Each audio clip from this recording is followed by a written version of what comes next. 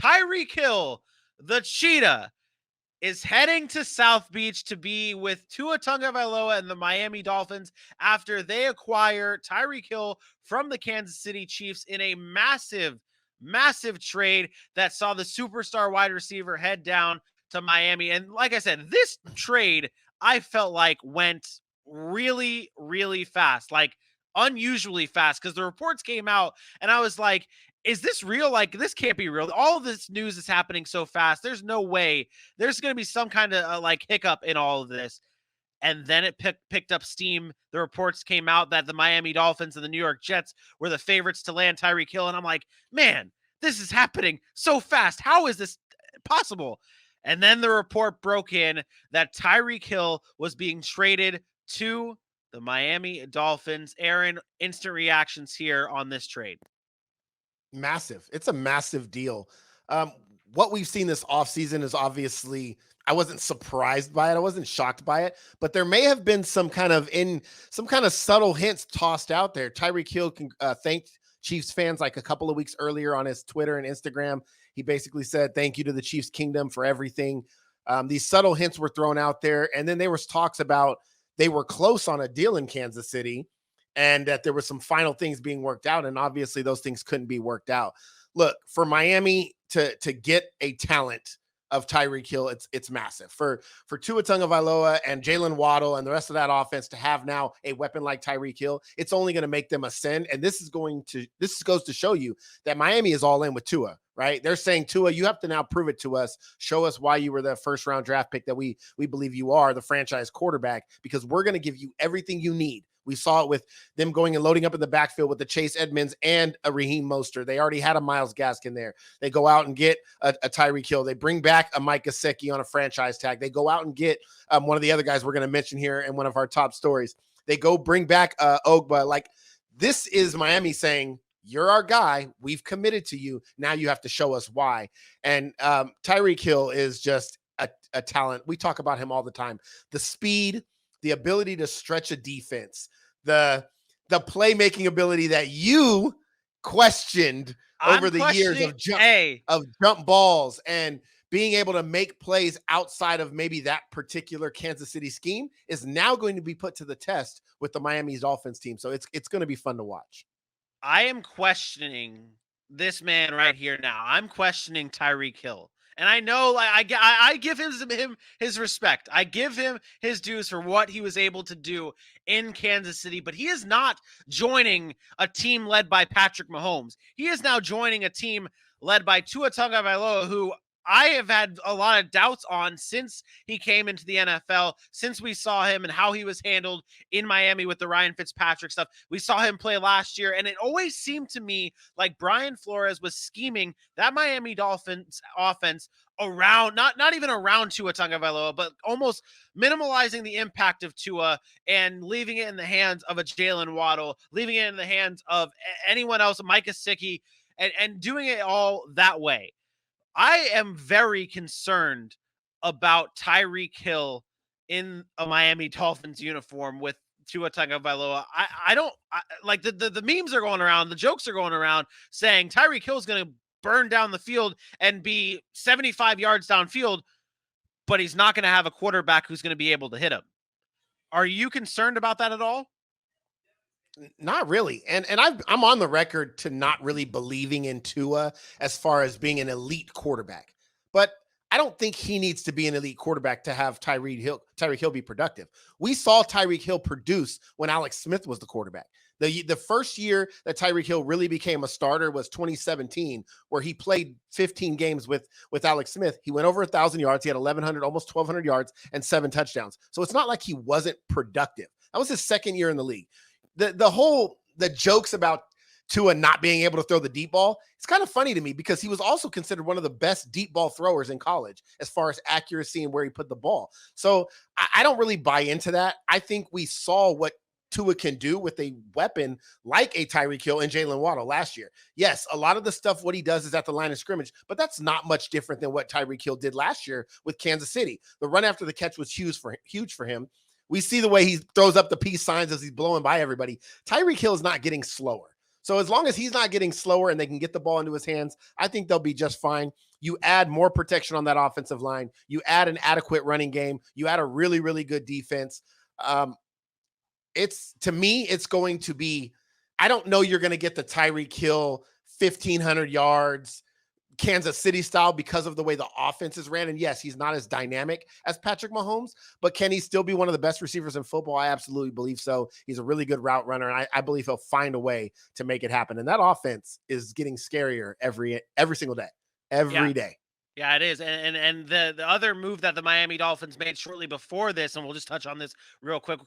We're gonna kind of jumble all this Miami Dolphins talk into one little segment here because the Miami Dolphins not only acquired Tyreek Hill, they also signed Teron Armstead, arguably the best offensive lineman in this free agency class, arguably one of the best tackles in the NFL. He is now heading to Miami to protect Tua Tagovailoa's blind side.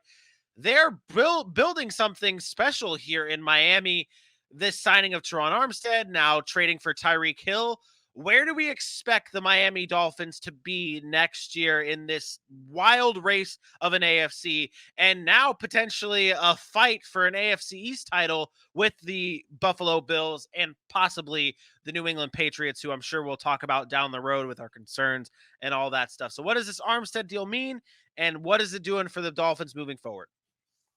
It's huge. Teron Armstead is one of the best tackles in football. Kind of overlooked for the first like 7 to 8 years of his career. He has been the protector of Drew Brees' blind side for a long time. He did it last year with Jameis Winston before he got hurt. This guy is just a massive, massive talent.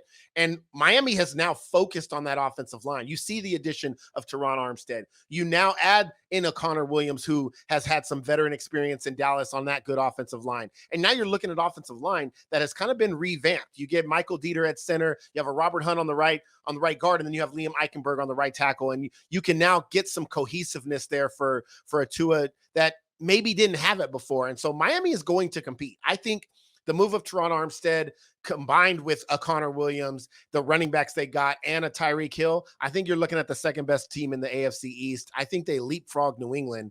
We've all kind of been witness to the lack of movement that New England has had this offseason. I think you have to look at Miami as number 2, especially with how hot they got at the end of last season. You bring a head coach in Mike McDaniel, who has some offensive he's supposed to be an offensive-minded guru, and you can kind of put that with a young quarterback who has some upside. And I think Miami is now the second best team in the East, and they could be fighting for a wild card spot. I'm honestly with this Miami team. I think the biggest thing around this, and I see the comments in here saying that Teron Armstead was overpaid. To me, this is so perfect for what Tua is. And we talk about everyone's talking about how this is now a make it or break it type year for Tua Tagovailoa. What the Dolphins have done here is they are protecting Tua in every way, shape, or form. They're protecting him with that, giving him the protection literally in the offensive line and signing Teron Armstead, but they're now giving him the outlets of a Tyreek Hill. They already drafted a Jalen Waddle. They're bringing in a run game to support Tua. They're doing everything that they possibly can to give Tua that support. And we've heard it all offseason long when they were going on with the Deshaun Watson stuff.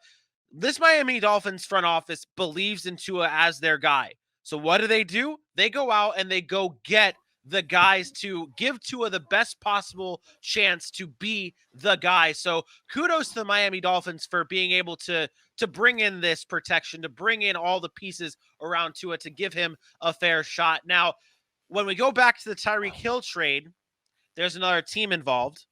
And in a trade, you have to give stuff up. And boy, was this a lot given up for Tyreek Hill.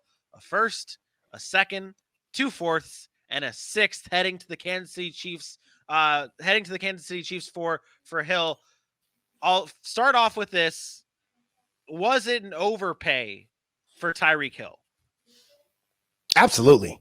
Absolutely. And from the Chiefs side of this, I love this deal. And you know me, I love Tyreek Hill. I think the talent is just unmatched in the NFL. But I thought the Kansas City Chiefs got a haul, and I thought it was well done by Andy Reid and that staff. To me, it is one of those things where sometimes you just can't keep everybody. And we're in the sense here where you can't keep everybody. It's Tyreek Hill, or you can't fix a defense, or you can't go out and sign key free agents. So I thought they got enough for him. I thought it was well done by both teams. I think Kansas City, I think the loss of Tyreek Hill, people are going to jump to the conclusion, well, nope, there goes Kansas City, because they're taking a step back in that AFC. But we saw what they did with the Juju Smith-Schuster. If you're paying your franchise quarterback like that, he has to make up for those deficiencies. Maybe we've seen this in the past. We've seen great quarterbacks make good wide receivers great. Maybe Juju Smith-Schuster now takes a step up because he's playing with Patrick Mahomes. Maybe another guy we're going to talk about in MVS is going to step up because he's playing with Patrick Mahomes and he's more of a target. Maybe you see a Mecole Hardman who has a very similar skill set to Tyreek in the speed element. Maybe he takes a step up, and you still have Travis Kelce, you still have Clyde Edwards-Helaire there, and you still have Andy Reid. And as long as you have Andy Reid and Patrick Mahomes, I believe they are capable of still winning. The coaching here matters so much to me. Andy Reid is not known for having a number one receiver. If you go back to the days when he was in Philadelphia, it was Freddie Mitchell. It was Todd Pinkston, or whatever his name was. It was these guys that were just guys, but they stepped up when it mattered. The way he ran his offensive scheme, he knew how to get them the ball when they needed it. And outside of the Terrell Owens year, obviously, they didn't really have a go-to number one receiver. And I think he's comfortable, familiar with that, and I think they'll still make it work. And he still has the best tight end in football, in my opinion. So Kansas City will be okay. Do they still have holes to fill? Yes. But I think getting these draft picks, allowing that cap space to open up, now you can fill some of those holes. And we'll talk about some of those holes when we get into our later in the show. But those holes now can be filled by young players, young draft picks. It's a deep wide receiver class. They can go out and find maybe a guy that they like. They can try to develop them. And I still think they'll be okay. I'm not going to just jump off the bandwagon because Tyreek Hill is gone. I think it's easy to do that, but I don't think I'm ready to do that just yet, because I do trust in Andy Reid and that front office. And with that's the biggest thing here. It's like when you give up a player as talented as Tyreek Hill, you're like, okay, they're going to be losing a lot. They're losing a lot, and are they going to be able to recover from this? But when you have a guy like Patrick Mahomes at quarterback, you're feeling okay. You're feeling a little bit better. Now, one last thing on this Miami Dolphins side. I don't mean to continue to harp on Miami, but they obviously got the guy, and they also gave up a ton. We've talked about the Washington football team giving up assets for a Carson Wentz. And then we talk about Denver giving up assets for a Russell Wilson. And when we said that, we're like, okay, Denver was close. Denver was a quarterback away from winning a Super Bowl or being a Super Bowl caliber team. Washington was not. And they went out and gave up a lot for Carson Wentz. And now we're like, okay, but they still weren't that good of a team anyways. So they had Carson Wentz. It didn't get them over the hump. There's still a hump for Washington to get over, whereas Denver already over the hump with the addition. Is Tyreek Hill the move for the Miami Dolphins to get over the hump and be a Super Bowl caliber team? Or do they just give up too much and it could screw them over in the future? No, because I think what we saw with Miami is a few years ago, it was the tank for Tua. They were getting rid of guys and accumulating picks, right, to rebuild. And that rebuild happened really fast. If Tua is the guy that they say they believe he is, then going out and getting a Tyreek Hill is massive. You have a Jalen Waddle. They have a good young defense. They needed to address a few aspects. Weapons, which they did, Cedric Wilson, Tyreek Hill, Jalen Waddle. And then you needed to address that offensive line. And they did with Teron Armstead, Connor Williams. So now you're in a situation where that window now starts. So the Dolphins have 3 to 4 years to say, you know what? We have Tua still on a rookie deal. We can go and try to win now. We still have cap space. We can go make this move. They didn't give up 4 first-round picks or, anything, this massive amount like what Deshaun Watson was worth, right?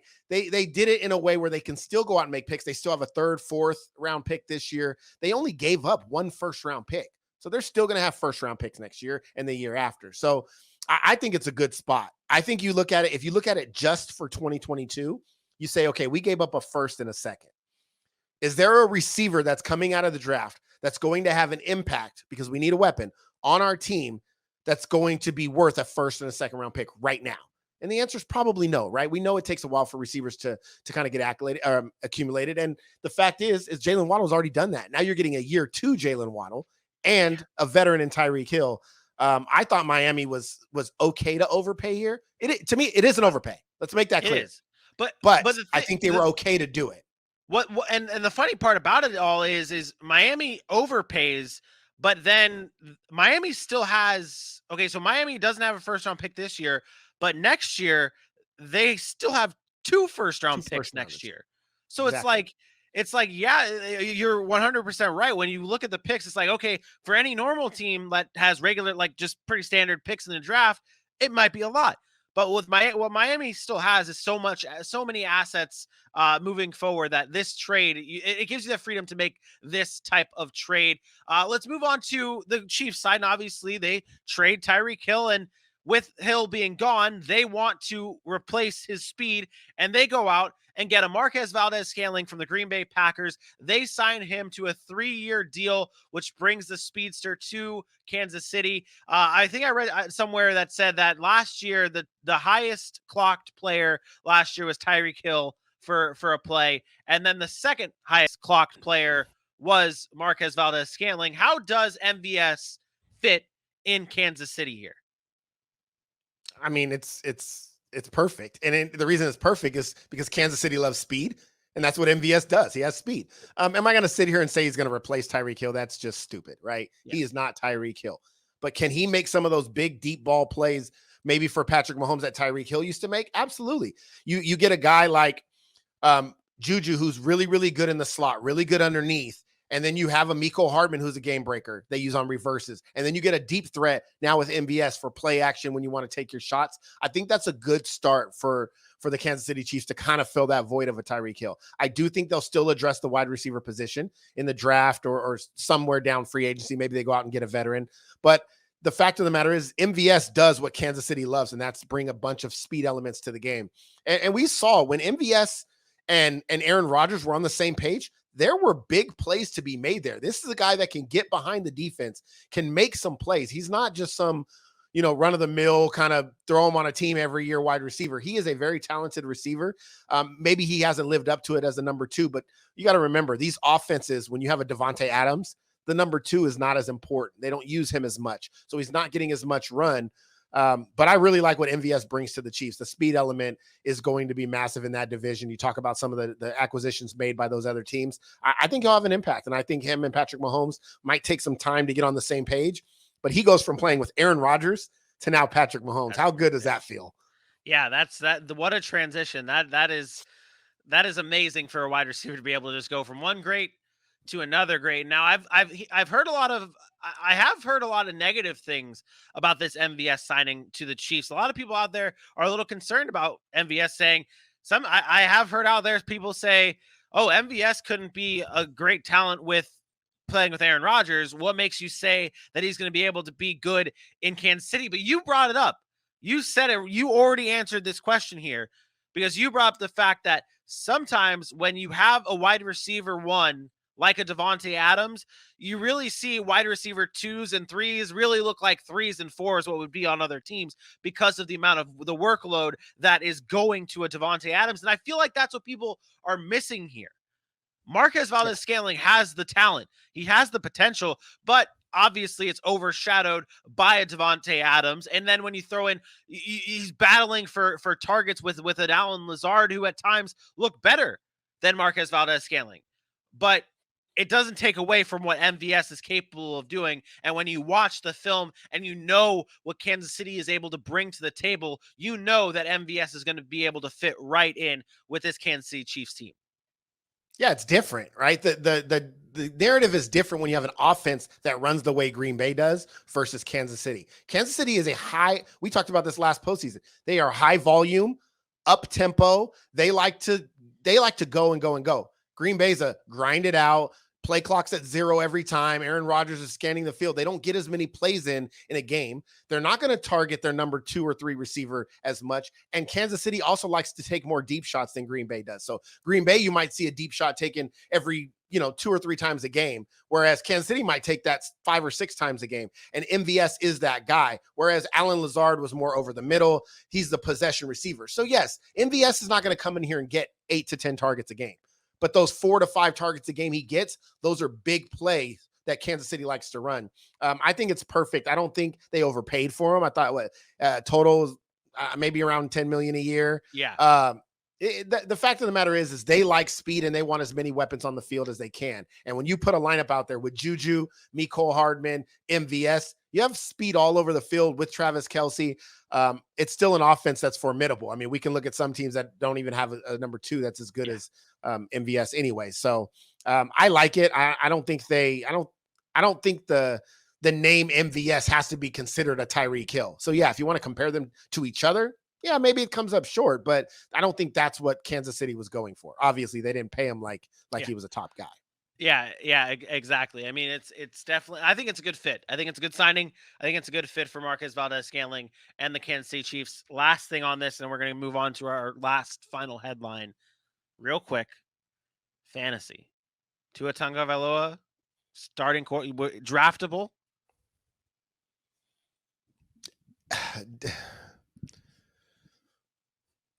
He's not a QB1. Okay, and then okay. Draft him with upside. You can draft him late as a flyer, like, hey, if it pans out, it's gonna be great. Yeah. But I'm not gonna just because they have Tyreek Hill, I'm not gonna jump him in the top 12. He's not a top 12 quarterback. Jalen Waddle's fantasy outlook now that Tyreek Hill is there. It's gonna take a dip. It's gonna take a dip from what we saw last year because I don't think they're gonna be this spread it out, throw it all over the field type team. Yeah. I think they're going to try to run the ball a little bit. They brought in 2 running backs this offseason, but it might help him be more efficient. He might have more big plays. Last year, a lot of his stuff was around the line of scrimmage, and it was very like yards per catch and all. Yeah, he was a PPR monster, but he didn't have those explosive plays that we thought we might see from him. You might see a little bit more of that now with the attention that's going to be given to Tyreek Hill. And last but certainly not, Tyreek Hill. Is he still? Because I mean, there's been times last year where people were drafting Tyreek Hill borderline first-round pick. Yeah. Well, he definitely was a first-round pick. And if you're taking a receiver outside of Devontae Adams, now you're probably the drop. The drop's significant enough because, and it's not because of Tyreek Hill, it's because of Tua, right? Tua, yeah, exactly. I'm probably not taking Tyreek Hill in the first. There's no way I'm taking him in the first round. Yeah. Maybe a late second rounder. Okay. So that's probably the earliest I look at him. That's yeah. You're not. I'm not taking Tyreek Hill off the wide receiver 1 list until they show me he can't be a wide receiver 1. Okay. And then last but certainly not least, Patrick Mahomes still 1 and 2 quarterback, top 3 quarterback in fantasy. Okay. And then MVS entering wide receiver 2 territory. I don't know. I don't know that I would say that. I still think he's going to be relying on the big plays too much. Okay. I don't think there's going to be enough consistency there. Maybe you get some nice flex weeks out of him. Maybe if you're playing in a deep league, wide receiver 3 on a good day, but I'm still not sold on MVS yet. I'll have to see what their offense looks like and see how much he's actually incorporated. I like Juju a lot more in that offense. Yeah, I do too. I think Juju's kind of a sneaky player right now. I mean, all that hype is around Tyreek and MVS and all this kind of stuff, and I think Juju's going to be good. Last but certainly not least, any effect of Travis Kelce? No, Travis Kelce might have 300 catches next year. No, joke fans on YouTube. I don't want you to come down my throat. Hey, we don't know anything. We know nothing. Yeah, but no, Travis Kelce will be a top 2 or 3 tight end. I'm not going to say the top anymore because obviously the emergence of Mark Andrews, that's something you really got to worry about there. George Kittle will be in the mix. You still got Darren Waller, who should come back healthy now with some space now on the field to work with, right? So it'll be interesting, but Kelce's Kelce and he's going to get a ton of work.